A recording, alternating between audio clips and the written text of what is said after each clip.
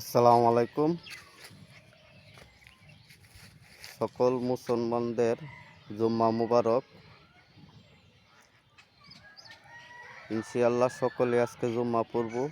জুম্মা পড়ে সকলেই কবরবাসীর জন্য দোয়া করব, পাশে বাপ মার জন্য দোয়া করব।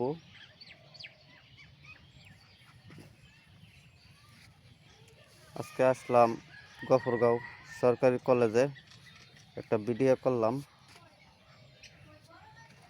কলেজের চতুর্থ তুলে ধরলাম।